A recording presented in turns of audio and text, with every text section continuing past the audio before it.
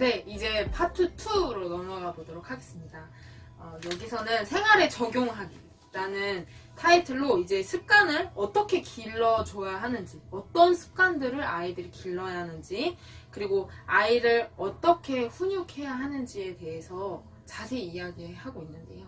이 파트에는 이제 진짜로 이제 실질적이고 다양한 게 많은 것 같아요. 예를 들어서 이제 습관 부분에 있어서는 뭐 올바른 식습관, 그리고 울음과 수면 습관, 인사와 존댓말 사용, 그리고 형제 우애 가르치기. 이 인사와 존댓말 사용 이거 진짜 요즘에 잘 안 이루어져요. 맞아요. 애들이 인사를 잘 안 해요. 진짜. 근데 그렇다기보다는 우리한테 관심이 별로 없는 것 같아요. 그러니까 아이들 손에 보면은 항상 이렇게 딱 보면은 얘들아 안녕 이렇게 하면은 이렇게 또 안녕하세요. 근데 쳐다봐 주면은 고마운 거예요. 맞아 진짜. 쳐다봐 주면은 고마운 거고 거의 다 이렇게 하고 네 아니요 이런 느낌이거든요. 진짜 맞아요. 그래서 미디어에 애들이 빠져 있어서. 이런 때일수록 진짜 인사하고 서로 눈 마주치고 대화하고 뭐 이런 거 진짜 중요한 것 같고. 또 이제 형제들끼리 우애 가르치기, 맞아요. 미디어와 생활문화, 아까 좀 이야기랑 연결되네요. 그리고 부모님의 TV 시청, 네, 이것도 중요하고. 중요해요. 매우 중요합니다. 이거. 매우 중요합니다. 정말. 그리고 아이들의 컴퓨터 게임 등등 이렇게 실질적인 부분들이 많아요. 우리 생활에 다 실질적인 부분들이 많이 나타나 있어요. 네. 그리고 이제 바르게 훈육하기 부분에서는 유아기 때 체벌을 어떻게 해야 하는지 이거 진짜 고민스럽잖아요. 진짜 완전 애기인데 도대체 어떻게 맴짓! 어떻게 해야 되는지 혼은 내야겠는데 체벌을 해야 되나 말아야 되나 나도 모르게 욱하면서 엉덩이를 때린다든지 이런 손이 가는 것들이 있는데 도대체 어떻게 해야 되나. 그리고 이게 좀 중요해요. 매를 들어야 할 때 들어야 되지 말아야 할 때. 네. 그리고 체벌을 할 때 유의해야 하는 상황들. 그리고 또 중요한 건 이제 하나님은 보이지 않잖아요, 아이들에게. 그래서 하나님을 대신한 엄마가 그 아이들에게 어떻게 미소를 지어야 하는지, 사랑을 표현해. 네, 사랑을 어떻게 표현해야 하는지 그런 유익한 이야기들이 되게 많이 있어요. 근데 여기서 중요한 거는 이제 부모님 역시 죄인이기 때문에 아이들을 체벌하면서도 양육하면서도 내 죄성이 막 드러난다라는 거죠. 네. 그러니까 이게 저도 예전에 어떤 교사 선생님께 한번 들은 적이 있는데, 교사 선생님이 아니고, 그러니까 제가 학생 때 옛날 얘기죠. 네. 이제 어떤 옛날 옛적 호랑이 담배 그 정도는 아니고요. 저는 그 정도는 아니고요. 이제 선생님께서 뭐라고 말씀하셨냐면 학교에서 너희 이제 부모님들이 체벌할 때 다 사랑으로 한다고 하지 않느냐. 근데 부모님도 사람이기 때문에 화가 난다는 거예요. 그러니까 이게 사랑으로 시작하려고 체벌을 했는데 나중에 보니까 이게 분노의 표출이 되어 있는 그런 체벌이 되어 있을 수도 있다는 거죠. 맞아요. 그리고 제가 이거 체벌 얘기하니까 한 가지 떠오른 생각이 있는데, 네. 특히 진짜 이제 영유아기 아이들을 체벌을 하려면 마음이 진짜 아프잖아요. 특히 이 사연자님은 이제 막 갓난아기를 다뤄야 될 텐데, 이 아기도 제가 조카를 보니까 이 어린 아기도요 때를 부려요. 뭐라고요? 때를 부려? 그러니까 뭐라고 해야 되지? 이렇게 하고 부모를 때를 써. 때를 쓴다. 갑자기 그 말 생각나네. 네, 그러니까 아무튼 거기서 커트할게요. 제가 편집할게요. 그래가지고 자기가 원하는 대로 안 해주잖아요. 그러면 이 조카가요. 계속 이 갓난아기 때 소리를 지르는데 저는 진짜 놀랐어요. 고막이 피 터지는 줄 알았어요. 진짜 으아! 이렇게 하고 애가 우는데 저는 진짜로 옆에서 보는데 어떻게 해야 될지를 모르겠는 거예요. 그러면은 부모님도 이제 짜증나니까 막 얘한테 화를 내거나 이렇게 정색을 하거나 하면은 이 갓난아기한테 또 이 엄마의 감정이 전달됐거든요. 근데 애가 눈치를 보고 진짜 되게 신기해요. 근데 아무튼 이렇게 어린애를 체벌하려고 하면은요 되게 마음이 아플 수도 있고 잘 조절이 안 될 수도 있거든요. 그렇기 때문에 부모가 항상 하나님 안에 있어야 된다라는 거예요. 왜냐면은 아이를 훈육하면서도 양육하면서도 죄성이 드러나기 때문에 그래서 나는 할 수 없습니다. 주님의 지혜가 필요합니다. 라고 날마다 고백하는 게 중요하다고 이 책에서 이야기하고 있습니다. 그만큼 아이를 키운다는 건 참 쉬운 일이 아니에요. 근데 그런 마음이 되게 중요한 것 같아요. 내가 낳은 아이지만 이 아이는 내 것이 아니다. 이런 마음 가지기 힘들잖아요. 근데 저희 돈도 그렇잖아요. 그러니까 돈이라는 건 내가 열심히 땀 흘려서 벌었지만 이 돈은 사실은 내 것이 아니잖아요. 하나님이 저희들에게 주신 것이고 저희가 늘 청지기 정신을 가지고 살아야 되니까 그런 것처럼 내 아이에 대해서도 어떤 집착이나 욕심 이런 것들을 버리고 이 아이는 내가 낳았긴 하지만 하나님이 나에게 잠시 맡긴 것이다. 이 아이는 하나님의 것이다 라는 마음이 좀 필요할 것 같다는 생각이 드네요. 어렵겠지만.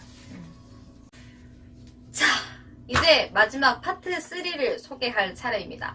여기서는 양육과 교육의 실제라는 파트인데요. 여기서는 부모와 어떤 조부모님의 양육, 그리고 직접 교육과 홈스쿨링, 그리고 또 여자는 어떤 존재인가, 그러니까 어머니로서의 여자, 혹은 사모는 무엇으로 사는가에 대한 이야기도 나와 있습니다. 네. 네. 여기에서는 부부 사이 가꾸기.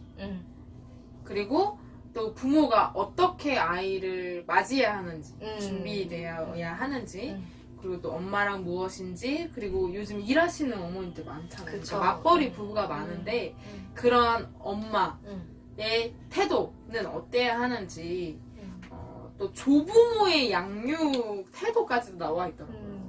진짜 괜찮은 것 같아요. 할아버지나 할머니나 같이 사는 이제 대가족의 모습을 가지고 있는 부모님, 그리고 또 이제 아이를 맡기잖아요. 맞아. 네. 그러니까 그 양육 태도까지도 나와 있어요. 어. 네, 되게 확실히 실제적이네요. 네, 실제적인 것까지 나와 있어요. 진짜 이게 신앙적인 것도 그렇고 삶의 실제적인 부분들도 그렇고 여러 가지를 참 잘 다루고 있는 책이라는 생각이 드네요. 어떤 책을 아이에게 읽힐 것인지, 어떤 책을 아이에게 읽히는 게 좋은지, 그리고 홈스쿨링은 어떤 걸 해야 하는지, 그리고 신앙 전수는 어떻게 해야 하는 것인지 등의 이야기도 들어있고, 또 실제로 책을 여러 가지 테마에 맞게 목록을 정리해준 부분도 있어요. 네, 네, 그게 부록에 있습니다. 한번 그렇게. 보여드릴게요. 여기는 보여드려야 될 것 같아요. 이렇게 아이를 위한 추천 도서라고 목록 목록이 이런 식으로 잘 보이시나요? 나타나 있어요. 네, 이제 직접 이렇게 한번 찾아서 보시면 될 것 네. 같고요. 네. 아무튼 그래서 이런 부분들을 참 좋은 것 같아요. 그래서 아이의 양육에 혹시 어려움이 있으신 분들은 이 성경으로 키우는 엄마라는 책을 한번 꼭 읽어보시는 게 좋으실 것 같아요. 뾰로롱! 뭐야? 자, 그리고요, 이제 사연자님이 고민하셨던 부분 중에서 산후 우울증에 대한 얘기를 하셨는데, 또 산후 우울증뿐만 아니라 임신 중에도 되게 예민하고 굉장히 우울한 기분들을 많이 느끼셨다고 하셨잖아요. 근데 이거는 사실 굉장히 자연스러운 일이에요. 맞아요. 그쵸? 호르몬의 변화들이나 이런 것들이 많이 일어나기 때문에 이런 시기들이 없으면 좋겠지만 있는 게 굉장히 맞아요. 자연스러운 사춘기, 갱년기 이런 게 자연스럽게 오는 것처럼 산후 맞아요. 우울증도 마찬가지. 저희가 아까 앞부분에 잠깐 얘기 드렸지만 이런 우울증들을 신앙이랑 결부시키면서 신앙이 좋으면 우울증에 걸리지 않는다. 아니면 우울증이 걸리는 건 신앙이 나빠서 그렇다. 라고 생각하는 거는 완전 잘못된 생각이에요. 그래서 임신 중이시거나 아니면 산후에 우울증을 겪으시는 분들이 나 믿음이 없나 봐. 아니면 하나님 앞에 내가 뭔가를 잘못했나? 어떤 죄책감? 내가 죄를 지었나? 라고 생각을 가지시지 않으셨으면 좋겠어요. 이거는 굉장히 자연스러운 현상이기 때문에 첫 번째는 그걸 먼저 자연스럽게 좀 받아들이실 수 있었으면 좋겠어요. 그리고 내가 우울증이라는 거를 알고 있는 게 중요해요. 내가 지금 산후 우울증이구나. 라고 그걸 받아들이는 게 더 중요하거든요. 그쵸. 그냥 그걸 있는 그대로 내가 받아들이는 거. 그리고 나는 산후 우울증이야 라고 어떤 질병처럼 이렇게 딱 정의를 내리기보다는 내가 아이를 낳고 나서 우울한 시기를 경험하고 있구나 라고 이렇게 자연스럽게 좀 받아들이시는 게 중요한 것 같고, 저는 다른 여러 가지들 중요한 것들이 있겠지만 가장 중요한 것으로 꼽고 싶은 거는요, 바로 남편분의 역할입니다. 아이는 혼자서, 아까 얘기했던 것처럼 혼자 생기는 거 아니잖아요.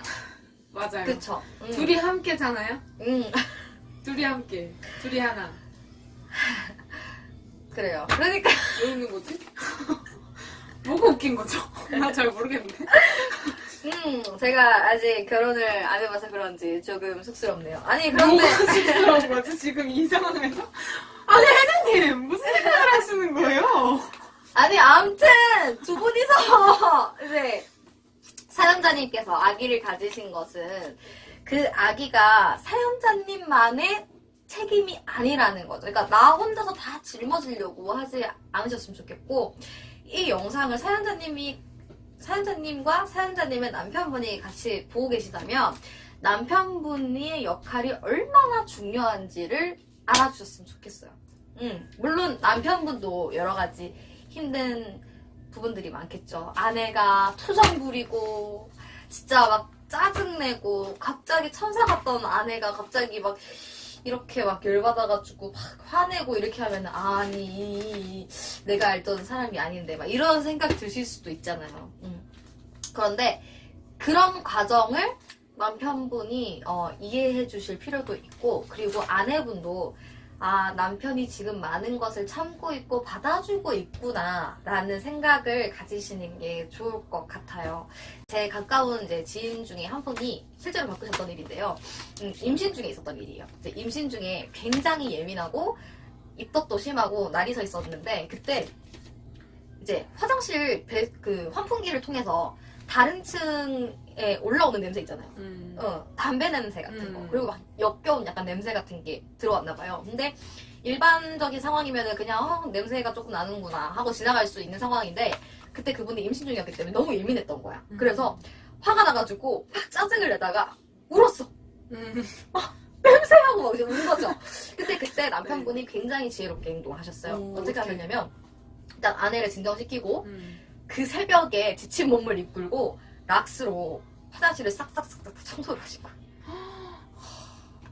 그분은 멋지시네요. 멋지시죠? 그러니까 화장실을 와. 그 새벽에 싹 다 청소를 하고 난 이후에 아내한테 합격점을 맞고 이제 다시 편안하게 잠자리에 들었어요.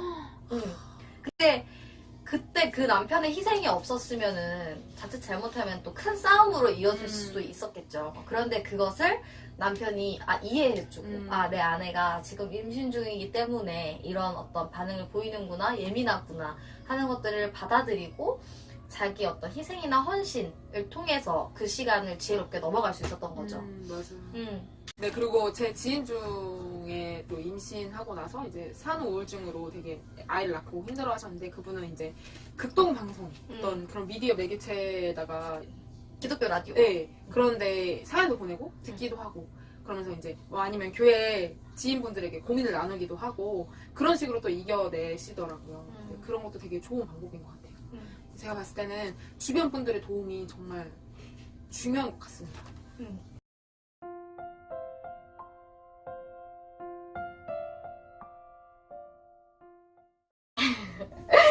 하나, 둘, 셋. 네! 저희 이제 마무리할 시간이 다가왔는데요. 벨라님은 이렇게 좋은 책을 어디서 구하셨어요?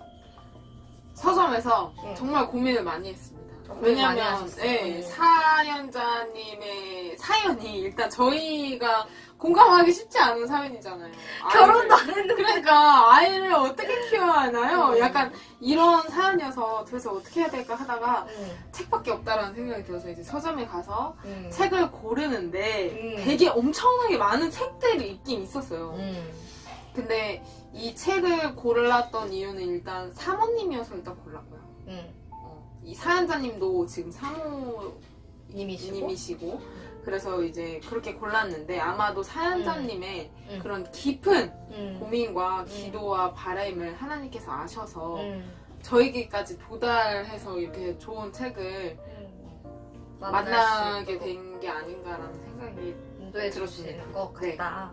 저도 이제 사연자님의 이런 깊은 진지함, 벌써 이제 아이를 위한 이 진지한 마음과 사랑이 있는 거죠. 그리고 고민과 이런 어떤 신앙으로 키우려는 마음과 열정이 있는 걸 보면 우리 사연자님이 분명히 이 아이를 믿음 가운데서 잘 양육하실 거라고 믿습니다. 네. 네, 사연자님의 그 고민, 뭐 아이가 사역자의 아이로 어떻게 키워야 되냐 그런 고민은 안 하셔도 괜찮을 것 같아요. 교육자의 자녀라고 인식하지 마시고 중요한 건 그 아이는 하나님께서 우리 사연자 부부에게 맡기신 자녀라는 것을 잊지 않으시고 지금처럼 이렇게 신앙의 진지함으로 양육하신다면 정말 귀한 훌륭한 하나님의 부모님이 되실 자녀가 또 이렇게 하나님의 나라가 완성되고 그런 자녀가 되지 않을까 싶습니다.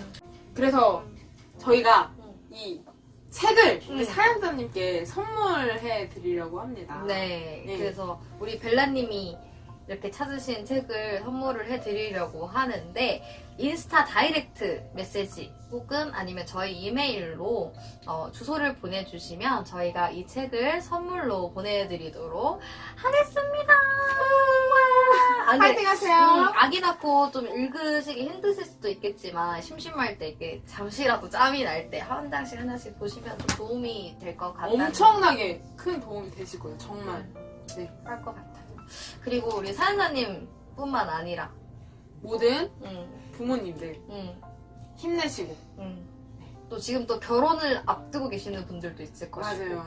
또 저희처럼 결혼을 결혼해야 할 상대를 찾아야 되는 분들. 아무튼 이제 다 어머니가 되시고 아버지가 되실 거니까 또 이 영상이 유익한 영상이 될 수 있었으면 좋겠습니다. 네, 그분들 모두 주님 안에 건강한 크리스천 가정이 되기를 소망하면서 네, 저 인사할까요? 네. 하나, 둘, 셋. God bless you. 안녕.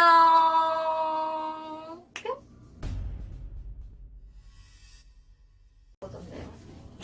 하나, 둘, 셋. 네. 자, 우리 근데 이제 다시 할게요.